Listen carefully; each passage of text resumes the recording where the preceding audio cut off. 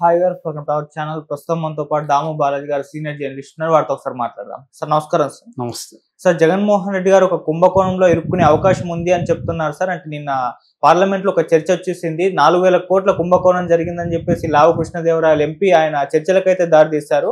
మరి దీని పట్ల అంటే ఈడీ ఏమన్న రంగంలోకి దిగే ఛాన్స్ ఉందా? అసలు ఏంటి స్కామ్? మరి మోదీ గారు ఎటువంటి నిర్ణయం తీసుకునే అవకాశం ఉంది సార్ దీని పట్ల? ఆల్రెడీ జగన్ మీద మద్యం కుంభకోణం కేసు నడుస్తుంది. ఫస్ట్ సిఐడి వాళ్ళు కేసు ఫైల్ చేశారు.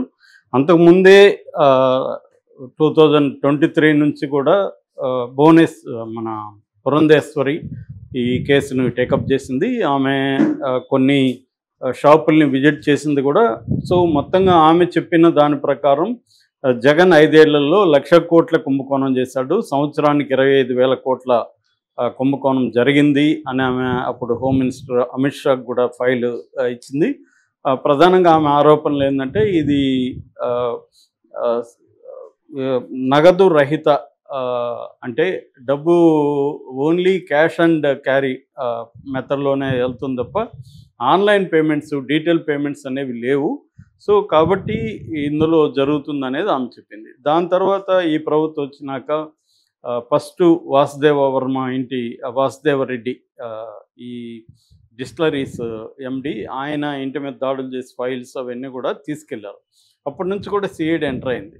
సో ఆ తర్వాత సిఐడి సరిగా పనిచేయలేదని చెప్పి సిట్టు వేశాడు చంద్రబాబు. సో అది ఒక పక్క నడుస్తుంటే ఇప్పుడు కొత్తగా నిన్న ఒక సంచలనం చోటు చేసుకుంది. అది పార్లమెంట్లోని డైరెక్ట్గా ఎంపీ, అది కూడా విచిత్రంగా ఉంటుంది, ఐరన్ అంటారు. మొన్నటి వరకు వైసీపీ ఎంపీగా ఉన్న లావు కృష్ణదేవరాయలు ఇప్పుడు తెలుగుదేశం ఎంపీగా అయ్యాడు. ఆయనే మాట్లాడుతున్నాడు. సో ఆయన నిన్న ఒక పెద్ద ఆరోపణ చేశాడు. ఆయన ప్రకారం జగన్ 4,000 కోట్ల కుంభకోణం జరిగింది. ఓవరాల్గా అంటే 4,000 కోట్లు ఓన్లీ బినామీ పేరుతోనే, ఓవరాల్గా 18,000 కోట్ల కుంభకోణం జరిగింది అనేది 5 ఏళ్లలో ఆయన చెప్పింది. అంటే ఆయన ఏమంటున్నాడంటే 99,000 మద్యం వ్యాపారం, 99,000 కోట్ల మద్యం వ్యాపారం జరిగింది, ఇందులో 18,000 కోట్లు కుంభకోణం జరిగింది అనేది ఆయన ఒక లెక్క సబ్మిట్ చేశాడు. ఆయన చెప్పిన ప్రకారం ఏంటంటే వీళ్ళు కొంత ఇన్ఫ్రా కంపెనీల పేరుతో ఒక బినామీలను ఏర్పాటు చేసుకొని దుబాయ్కి తర్వాత ఆఫ్రికాకి డబ్బుల్ని తీసుకెళ్లారు. దాని మీద ఈడీ ఎంటర్ అవ్వాలనేది ఆయన చెప్పింది. అంటే ఇందులో ఒక్క దుబాయ్కి మాత్రమే 2,000 కోట్ల డబ్బులు వెళ్ళింది. సునీల్ రెడ్డి అని జగన్ వాళ్ళ బంధువు ద్వారా ఈ వ్యాపారం జరిగింది. ఎందుకంటే జగన్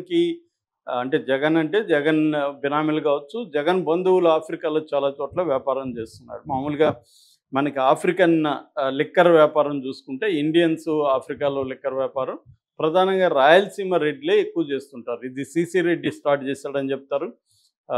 సో విసు కన్సల్టెన్సీ, దాని తర్వాత అక్కడ నుంచి రాయలసీమ రెడ్లే ఎక్కువ చేస్తున్నారు. నేను కాంగోలో కొద్ది రోజులు ఉన్నాను. అక్కడ కూడా దాదాపు 8 మంది ప్లేయర్స్ ఉంటే అందులో ఒక గుజరాతీ, ఒక కమ్మ తీసేస్తే మిగతా 6 మంది కూడా రాయలసీమ రెడ్లే ఉండేవాళ్ళు. లిక్కర్ అంటే దాన్ని ఏమంటారు, మనం ఇండియన్ మేడ్ ఫారెన్ లిక్కర్ అంటాం కదా, అక్కడ కూడా అదేవిధంగా అక్కడ లోకల్ మేడ్ చీప్ లిక్కర్ అక్కడ తయారు చేసి అక్కడే అమ్మే కార్యక్రమాలు చేస్తారనమాట. సో వీళ్ళకి వ్యాపారాలు ఉన్నాయి. జగన్ బంధువులు కూడా చాలామంది అక్కడ చేస్తుంటారు. సో అలాగా సునీల్ రెడ్డి అనే వ్యక్తి ద్వారా అక్కడికి ట్రాన్స్ఫర్ అయినాయి అనేది ఇతని ప్రధానమైన ఆరోపణ. అట్లాగే ఇతను ఏం చెప్తున్నాడంటే ఆల్రెడీ ఉన్న 22 డిస్టిలరీస్ని వీళ్ళు మ్యానిపులేట్ చేశారు. ఆ డిస్టిలరీస్కి బ్రాండ్స్ని మార్చారు, చీప్ బ్రాండ్స్కి పెట్టారు. అందులో ప్రెసిడెంట్ మెడల్ కావచ్చు, HT gold whisky, any time gold, ఇలాంటివి కూడా ఆయన కొన్ని చెప్పాడు. అట్లాగే ఆయన చెప్పింది ఏంటంటే 26 కొత్త కంపెనీలు పెట్టాడు జగన్ అని చెప్తున్నాడు. జగన్ పెట్టించాడు అనేసి. అందులో ఆదన్ ఒకటి, గ్రేసన్స్ ఒకటి, లీలా, జేఆర్ అసోసియేట్స్, పివి స్పిరిట్స్ ఇలాంటి కొన్ని కంపెనీలు పెట్టి వాటి ద్వారా మ్యానిపులేట్ చేశాడనేది ఇతని ఆరోపణ. మొత్తం 99,000 కోట్ల లిక్కర్ అమ్మితే అందులో ఓన్లీ 69 కోట్లు మాత్రమే డీటెయిల్ పేమెంట్స్, మిగతా అంతా కూడా క్యాష్ ద్వారానే చేశారు. ఇది క్యాష్ ద్వారా చేయడం అనేది జగన్ ప్లాన్డ్గా డబ్బులు కొట్టేయడానికి చేశాడు అనేది ఇతను ఆరోపిస్తున్నాడు. సో ఇతను ఇంకా ఏమంటున్నా అంటే ఇది ఢిల్లీ లిక్కర్ స్కామ్లో పోలిస్తే దీంతో పోలిస్తే ఢిల్లీ లిక్కర్ స్కాము సముద్రంలో నీటి బొట్టు లాంటిది. ఇది అంత పెద్దది. ఎందుకంటే ఢిల్లీ లిక్కర్ స్కాము 100 కోట్ల స్కామ్ అది. ఇదేమో ఈయన ప్రకారం 18,000 కోట్లు. ఓకే. ఒక్క బెనామీల ద్వారా వెళ్ళిందే దుబాయ్‌కి, ఆఫ్రికాకి వెళ్ళిందే 4,000 కోట్లు. ఇది ఈయన చెప్తున్న లెక్క.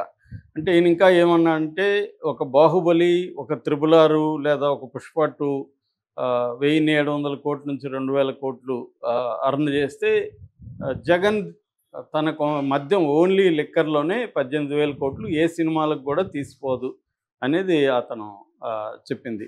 సో, దీని మీద ఇప్పుడు గవర్నమెంట్ ఎలా స్పందిస్తుందనేది చూడాలి. ఇదేంటంటే పార్లమెంట్లో ఈయన ఒక ఎంపీ ప్రవేశపెట్టాడు. సో, పార్లమెంట్లో ఎంపీ ఆరోపణల్ని పట్టించుకుంటారా లేదనేది చూడాలి. గతంలో కూడా పురంధేశ్వరి కూడా ఒక బీజేపీ ప్రెసిడెంట్ హోదాలో ఆమె కూడా ప్రవేశపెట్టింది. కాకపోతే ఇది పార్లమెంట్లో పెట్టడం వల్ల పార్లమెంట్లో ఈయన ఆరోపణల్ని, ఒక ఎంపీ చేసిన ఆరోపణల్ని పరిగణలోకి తీసుకొని ఈడీని రంగంలోకి దించుతారా లేదా అనేది మోడీ మీద డిపెండ్ అయింది. సో, మోడీ అనుకుంటే ఈడీ రంగంలోకి దిగుతుంది. లేదంటే ఈ కేసుని అలా ఆల్రెడీ సిట్ ఉంది కదా, ఇంక మేము ఎందుకు సిట్లో తేలినాక చూద్దామని సైలెంట్ అయిపోవచ్చు. ఎందుకంటే ఇప్పుడు ఈడీ ఉన్న కేసులన్నింటిలో ఈడీ ఏమి రంగంలో దిగదు, వాళ్ళకు ఉపయోగపడితేనే దిగుతుంది. మొన్న కూడా పార్లమెంట్లో ఆర్థిక శాఖ సహాయ మంత్రి ఈడీ కేసుల గురించి 10 ఏళ్లలో ఈడీ ఎన్ని కేసులు పెట్టిందంటే 193 కేసులు పెట్టిందని చెప్పాడు. అందులో కన్విక్షన్ పడింది 2 కేసుల్లోనే. అంటే 1% మాత్రమే కన్విక్షన్ రేట్ ఈడీలో ఉందనేది చర్చ జరుగుతుంది. సో, ఎందుకు ఇలా జరుగుతుందంటే తమ ప్రతిపక్షాలని, తమకు ఇబ్బందిగా ఉండే పొలిటికల్ పార్టీలని ఈ పిఎంఎల్ఏ చట్టం, prevention of money laundering act కింద వాళ్ళని హరాస్ చేయడానికి మాత్రమే ఈడీని ప్రయోగిస్తున్నారు. సో, ఇప్పుడు జగన్ని జైలుకి పంపిద్దాం, జగన్ని వేధిద్దాం అని మోడీ అనుకుంటే మాత్రమే ఈడీ రంగంలో ఈయన లావు కృష్ణదేవరాయలు చెప్పినా, ఇంకొక ఆయన చెప్పినా ఏమి జరగదు. ప్రజెంట్ ట్రెండ్ చూస్తే మోడీ జగన్కి అండగానే ఉన్నాడు. జగన్ కూడా మోడీకి ఎక్కడ వ్యతిరేకంగా లేడు. మొన్న కూడా మనం చెప్పుకున్నాం డీలిమిటేషన్ మీటింగ్ కూడా జగన్ వెళ్ళలేదు. సో, ఆ రకంగా తీసుకున్నప్పుడు నేను అనుకోవడం ఇమీడియట్గా అయితే ఈడీ రంగంలో దిగి జగన్ని అరెస్ట్ చేయడం ఇంకోటి చేయదు. ఉన్న కేసులే ముందుకు వెళ్ళట్లేదు జగన్ది. మనం చూస్తున్నాం కదా, 12 ఏళ్ళుగా జగన్ బెయిల్ మీద ఉండడం అనేది దేశంలోనే విచిత్రమైన వ్యవహారం. అది ముందుకు వెళ్ళదు, వెనక్కి వెళ్ళదు ఆ కేసు. దాని మీద ఆల్రెడీ హైకోర్టు కూడా సిబిఐ కోర్టుకి దీన్ని రోజువారీ విచారణ జరిపించమని చెప్పింది. కాబట్టి ఇది అంత జరుగుతుందా లేదో తెలియదు. ఆల్రెడీ ఇక్కడ సిఐడి, సిట్ ఇప్పటివరకు ఏం తెలిసిందో కూడా తెలియదు. అంటే జగన్ది అలా అంటే అసలే కేసులు పెట్టకపోతే బాగుండదు, మనం ఆరోపణలు చేయకపోతే బాగుండదు అన్నట్టుగా చేస్తున్నారా, లేకపోతే నిజంగానే మోడీ గ్రీన్ సిగ్నల్ చంద్రబాబు ప్రభుత్వానికి ఇచ్చాడా అనేది మనం ఆలోచిస్తే, మనం జాగ్రత్తగా పరిశీలిస్తే మోడీ గ్రీన్ సిగ్నల్ ఇప్పటివరకు జగన్ మీద ఇచ్చినట్టుగా కనబడదు. సో, ఏదో వీళ్ళు చేయాలి కాబట్టి, ఎందుకంటే తెలుగుదేశం శ్రేణులు చాలా అసంతృప్తితో ఉన్నాయి చంద్రబాబు మీద ఈ విషయంలో. అంటే జగన్ ప్రభుత్వం గత 5 ఏళ్లుగా అనేక అరాచకాలకు పాల్పడింది, కుంభకోణాలకు పాల్పడింది. మనం వచ్చి ఇప్పుడు 10 మంత్స్ అవుతా ఉన్నా కూడా ఇంకా సీరియస్గా మనం ఏం చేయలేదు. ఏదో పోసాని కృష్ణమురళి లేకపోతే వంశీ ఇలాంటి వాళ్ళని అరెస్ట్ చేసి ఆనందిస్తున్నాం తప్ప జగన్ ఎందుకు ఇప్పటివరకు తాకట్లేదు. ఇప్పుడు సిఐడి సరిపోదా, మళ్ళీ ఎందుకు సిట్ వేశారు? సిఐడి సీరియస్గా అనుకుంటే సిఐడి కేసులు పెట్టచ్చు. మోడీ ప్రభుత్వం ఈయన మీద డిపెండ్ అయ్యి చంద్రబాబు మీద డిపెండ్ అయింది కాబట్టి ఈడీని అడిగితే మోడీ ఇస్తాడు కదా అన్న విమర్శలు ఉన్నాయి. కానీ ఇక్కడ రాజకీయాలు అంత సింపుల్గా ఉండవు, చాలా కాంప్లెక్స్ వ్యవహారాలు